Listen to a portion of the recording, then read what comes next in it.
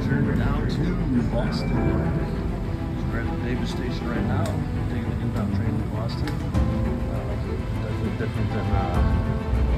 Definitely different than Chicago. So we're gonna learn this as we go, so that you don't have to. Hey guys, this is the ticket machine to use the subway. This is actually where you get your Charlie card through. And as you can see by the dollar amounts on there, you can go 1 ride, 2 ride, 3 rides, you can go monthly, 7-day, whatever is cost effective for you. And that is what the Charlie card looks like. So the train's coming in, we got to run down, but I just wanted to show you what it looks like. And here's that inbound train I'm talking about.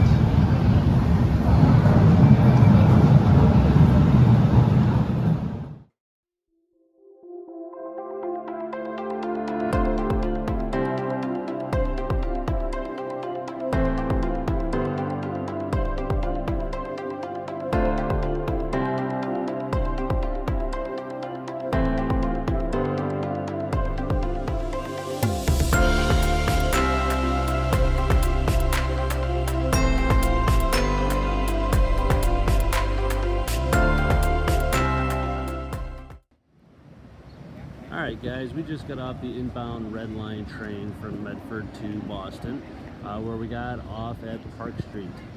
As soon as you get off at Park Street, you're going to see Boston Common. Boston Common is the oldest park and recreational area in the entire United States. As you can see, this is the Boston Common area. Here's a little informational sign. It tells you about the Boston Common, but additionally it'll tell you about Boston's Freedom Trail, which is what we'll be conquering today. It is roughly a 3-mile walking path connecting 16 historic sites from Boston Common, which is where we're at, to Bunker Hill. That's what we'll be doing today, and I just kind of want to show you what the Freedom Trail actually looks like. As we walk up this way, you can see this red and blue stripe that runs not only that way, but additionally that way. And it runs through the town of Boston and leads you to all 16 historical sites. So I'll try to stop at each one, give you a little bit of information on it, and let's walk this Freedom Trail together. Hope you enjoy.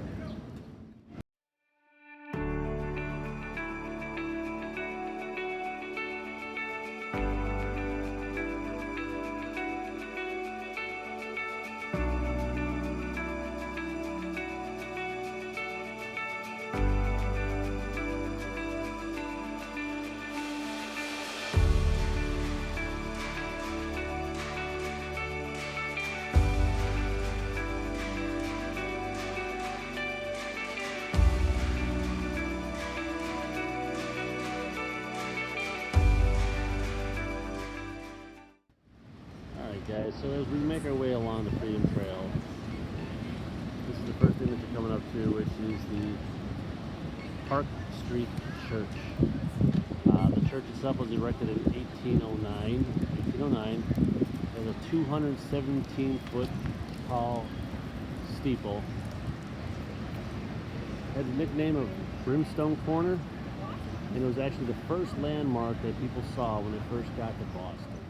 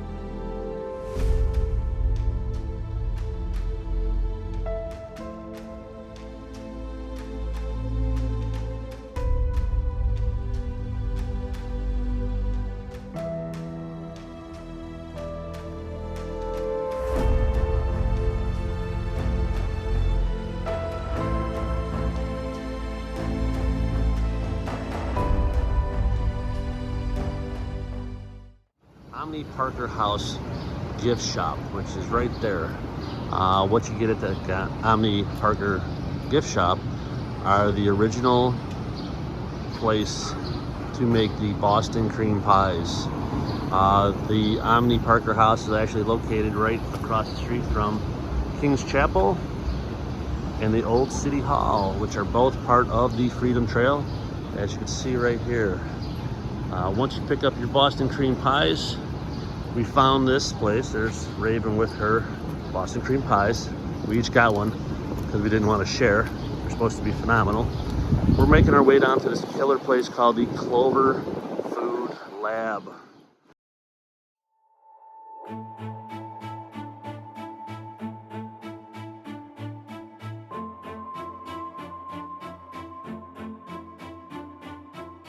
Alright guys, so we're in here at the Clover Food Lab where we're going to talk with Justin, who's the general manager, and he's going to kind of give us a lowdown on how the process works, all about the business, and show us what he does. So, on to you, Justin.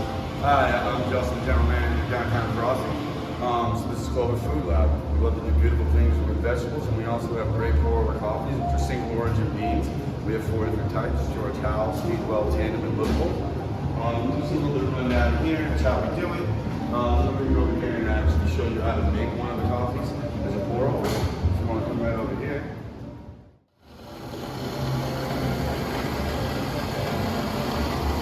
So 23 grams goes into every cup.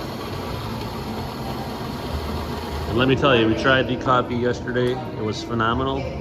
Which, talk about a caffeine kick about 30 to 45 minutes out, it was definitely there. So good stuff. And we're gonna see how it all goes together and how it works. Put the 23 grams in. You get water. It's 205 degrees. Bookstore fresh. I got 1 hot oatmeal. So water is 205 degrees, optimal temperature. Now I'm going to show you what the whole process is. So what we do is we pour just a little bit of water in there. And as you see the bubbles in there. That actually pulls the CO2 out of the beans and gives you a more coffee flavor. Now with these iced coffees, you don't want it to pour very fast. You want it to drip slowly. So they do take a little bit of time, but they're worth it in the end. So as you can see down at the bottom, you see just a drip coming out. And that's exactly what we want. Slow brew, pour over coffee. Like the bubbles he was explaining about, it releases CO2 and gives more of a flavorful, full coffee flavor. Absolutely. So patience is a virtue, but the coffee is definitely well worth the wait. We are going to dig into the original Boston cream pie and get Ravens. Now it's got coconut around the sides and chocolate on the top, and the custard is thicker than what used to be home. And the verdict is? It's good.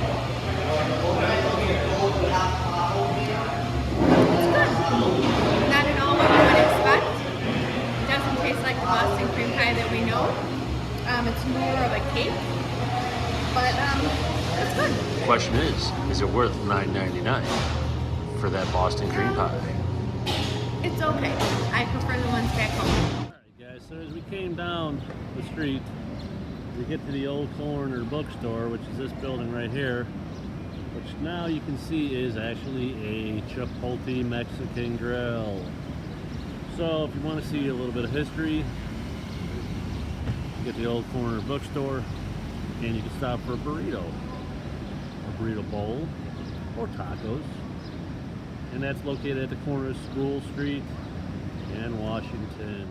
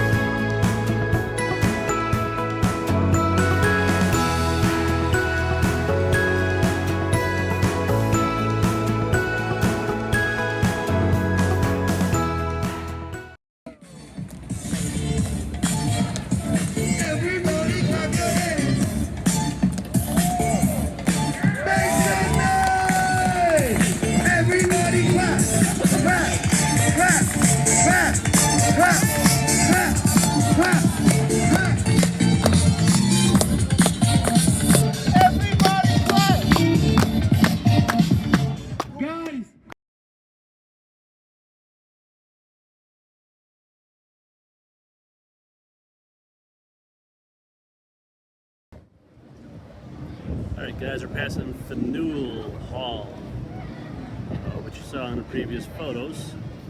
I may put the photos before or after, but it's Faneuil Hall. And we're on our way to the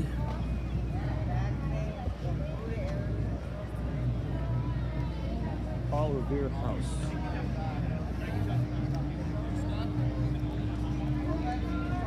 Free cannoli taste test. Woo woo! Free cannoli taste test.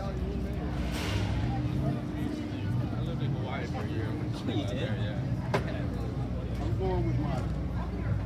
Okay, well maybe. But I don't know, you might have switched up on this one. This might be a good one here. I'm actually going to stick with mine. Okay, that's your guess, that's your guess. Finger licking good. More than finger looking good. They all taste good, but some of them are just too big for me.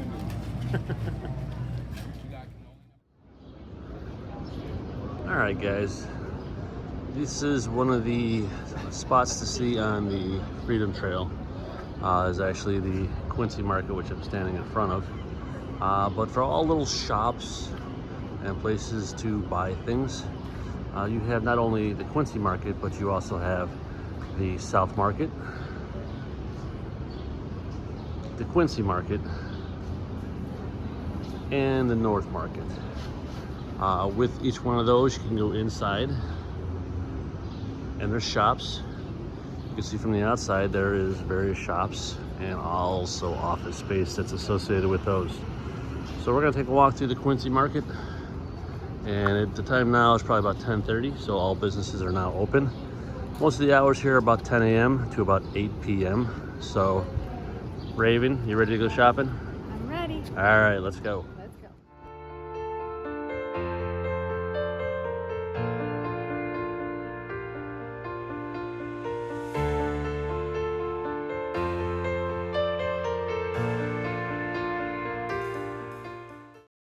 Hey guys, here we are. We went from the soup, which was phenomenal, to the famous lobster roll. Today the lobster roll market price is about $40. Talking with the waiter, he highly recommends the cold lobster versus the hot lobster roll sandwich.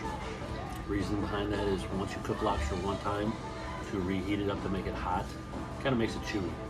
So if you're gonna come and have a lobster roll, definitely get it cold, and I'll let you know how it is in about a second here. So, it looks phenomenal. The taste is gonna be, I don't know how to start this one.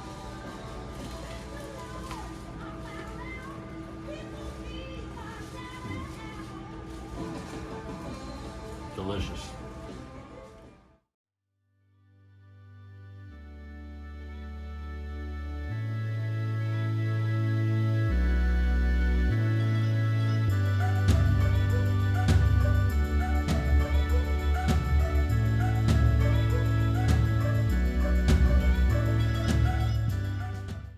And we're on our way to number 14, I believe. No, 13. Correction, 13, which is the Old North Church, which is one of Boston's oldest,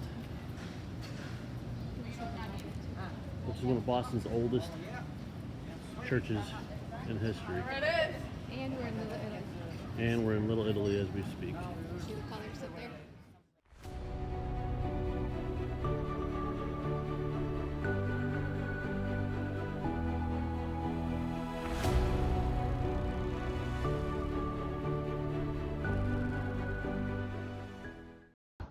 Hey guys, we're now coming up to the Copp's Hill Burial or / burying ground. It was established in 1659, and it's also on the National Register of Historic Places.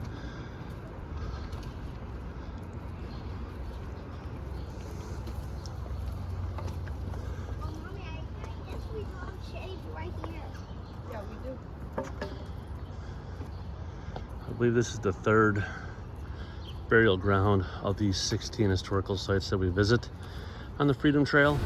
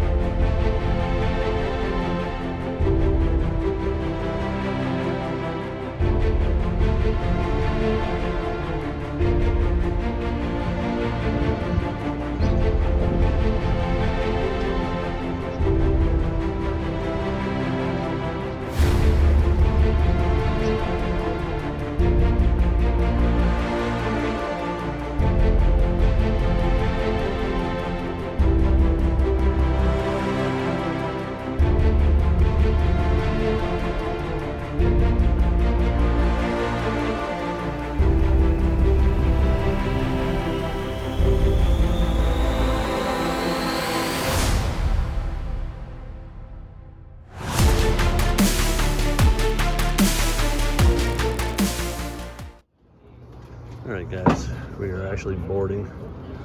How are you? Actually, they're on the USS Constitution as we speak.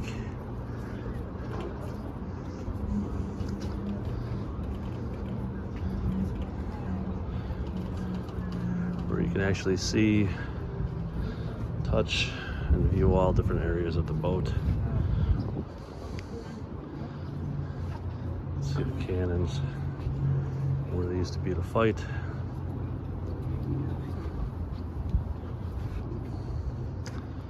And just the sheer magnitude of a boat and ropes. And how you could build something like this. I believe it's gonna float. But they did, and they did it for years and years and years. Remarkable. So this is what you call a view of the captain's quarters on the U.S. Constitution. Everybody else slept in cramped quarters. He had a nice eating area along with space and cannons. Kind of cool. It's good to be the king. All right, guys, we're on the gun deck of the USS Constitution, where I've counted a total of 24 cannons, each with their own individual name. Brother Jonathan, and as you can hear that, solid steel, along with the ropes that you'll see made in the museum. And what that took, here's United Jans, you got Brimstone. Each has its own individual name, but a ship of this size with 24 different cannons made of steel, made back in the 17 and 1800s.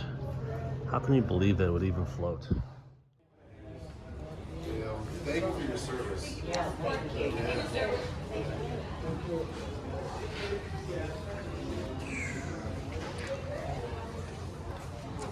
Going down to the next level. Hey guys, we are now made it down to the sick bay level, which is the second layer from the deck, the main deck, which was used to treat and house sick people. As you can see, I'm about 6 foot tall, and I gotta duck my head.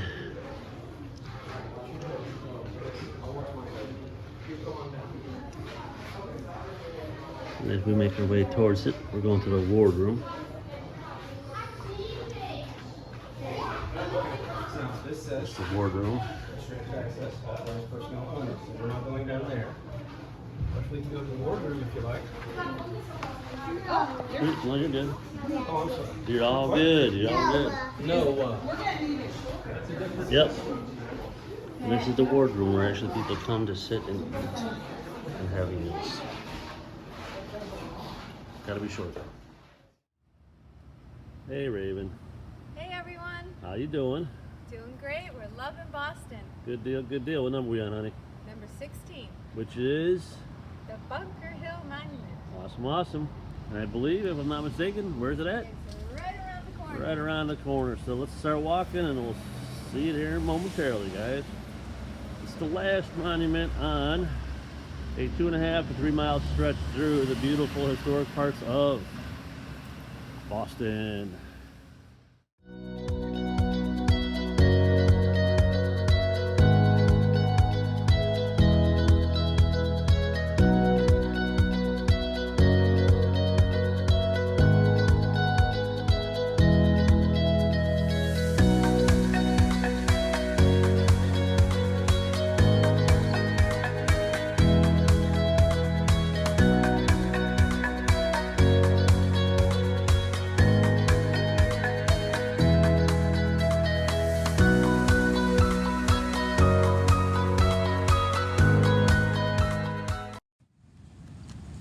Alright guys, we are in Boston Commons where we are going to do the Best Cannoli of Boston Challenge. First up is going to be Modern Pastry, where Raven is going to try a regular pistachio tipped, chocolate dipped ricotta cheese cannoli. So let's see what she thinks of this one. This is freshly made every day. Freshly made every day by Including Modern the Pastry. shell. Including the shells are made in-house. And the verdict on this one is...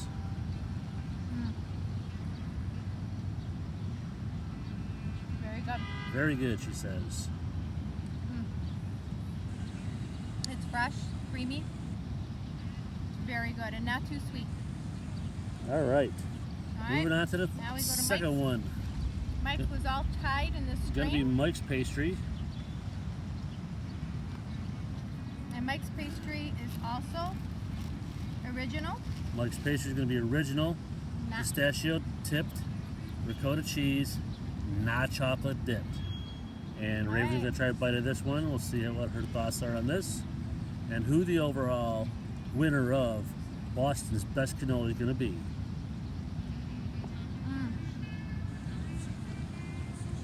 They're both amazing. All right, they're both They're amazing. This one's shell is more flaky, buttery, and much lighter. This one's more crunchy, it's thicker. I prefer modern. It's not as sweet, and the shell is definitely fresh, you can tell. And I like that it's not so buttery. All right, for so the me, winner is